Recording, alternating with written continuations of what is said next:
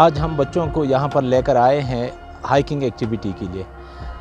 इस एक्टिविटी का मकसद हमारे लिए कई जो है वो मकासद ये पूरे कर लेता है।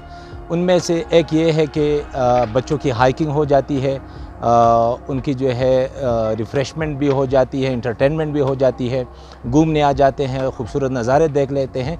लेकिन इसके अलावा हमारा जो मकसद इसमें है कि हम इनको बेसिक सर्वाइवल एक्टिविटीज़ वो भी सिखा दें।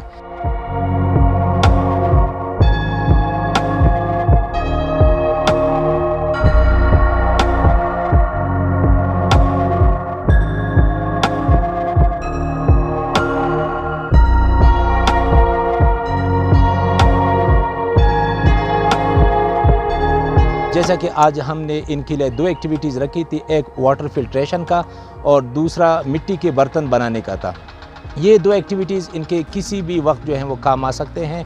अगर इनको जो है ऐसी कोई आफ़त आ जाए, खुदा न खास्ता ज़लज़ला आ जाए, सैलाब आ जाए, तो ये एक्टिविटी सीख कर जो है ये अपनी और दूसरों की ज़िंदगी बचा सकते हैं।